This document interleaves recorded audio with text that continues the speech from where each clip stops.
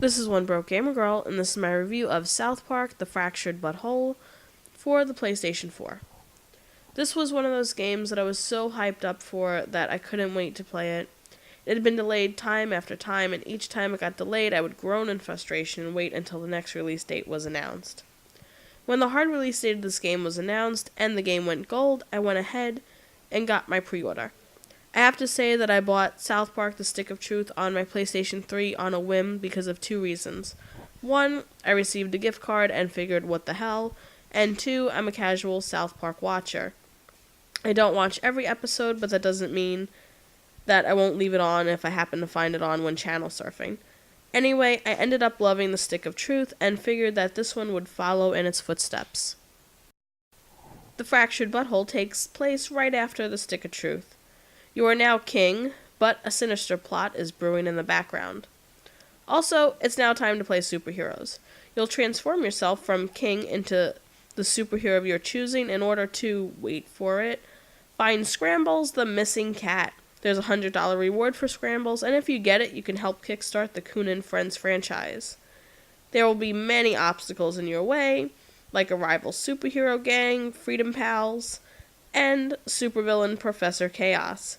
While looking for Scrambles and battling your way through 6th graders, Professor Chaos's minions, and other obstacles, you'll find yourself uncovering the corruption behind the South Park Police Department. Just when you think it's over and you've won, the game has only just started as Mitch Connor has some plans of his own. This game is just like a South Park episode, meaning it's highly over the top. At first, this is funny, but about 15 hours in, it's not funny anymore.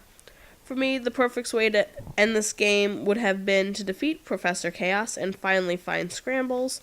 The whole Mitch Connor things and how things went from there was just way too much, and it kind of ruined the game as a whole for me. I have to say, though, I did enjoy the whole superhero thing and how the kids switched games and had all these plans for franchises and spin-offs, and based itself off of the whole Marvel and DC Universe type thing. That was done in a clever way, not to mention that all of your favorite characters from the show are in the game, and it really gives you that whole South Park feel. If the game was a little bit shorter, I can't believe I'm actually saying that, and a little less over the top, it would have been the perfect sequel to The Stick of Truth. The fact that the game ran a little too long, became a little much, and kind of crossed the line a few times kind of knocked the game down a bit. The playability of this game was much improved from The Stick of Truth, and the battles were much more strategic. This made playing the game more fun and challenging as you really had to think about your next move. I really liked this aspect of the game as it was turn-based and felt very old-school RPG but in a South Park way. This really made the game, and the battles were really great as they had to be throughout the whole game, and you had to see which other superhero was going to work best with you. The strategy side of this game was perfect, and a few times I had to go back and switch things up in order to create the perfect team to match my own character. I also have to give credit to this game for running as smooth as it did. There were a few hiccups along the way, but nothing major and game-breaking. This was a good thing, and it made the experience of playing better. The graphics for this game were basically the highlight of the game because it put you right in a South Park episode. It's pretty amazing how the graphics match up perfectly in order to do this, and it really works for this game, making it another highlight of this game. I love being able to go and explore all of South Park and have it actually look like I was walking through the show and going into everyone's house. I can't say enough good things about how this game looks. I know it's a simple graphic just like the show, but the fact that you feel like you're in an episode of South Park only boosts the game. There are a total of 36 trophies for this game, and they're pretty easy to get. All you have to do is basically play the game.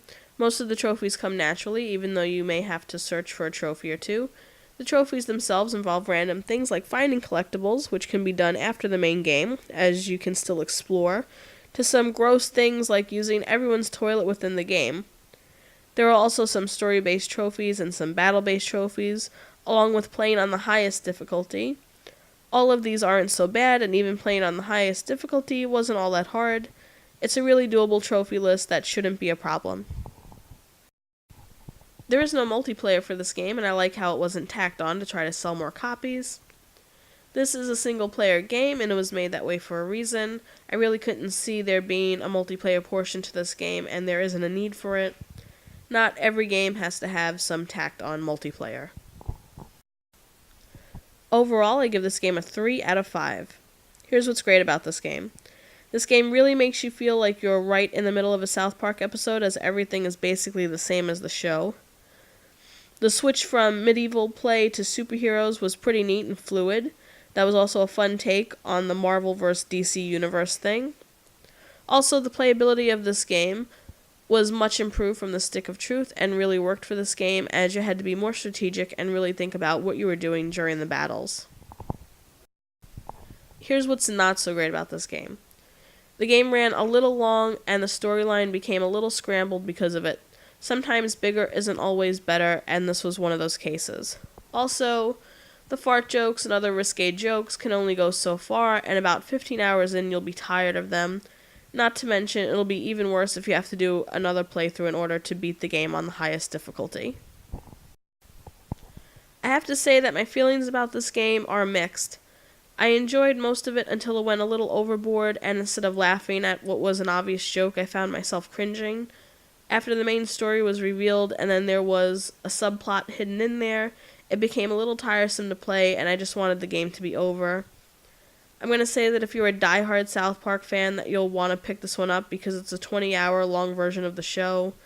If you like the Stick of Truth, I would still say that you might want to give this one a go but expect it to be a little bit more over the top than the first game. If you're not a South Park fan and get easily offended by random things, I would say to stay clear of this game and find yourself something else to play.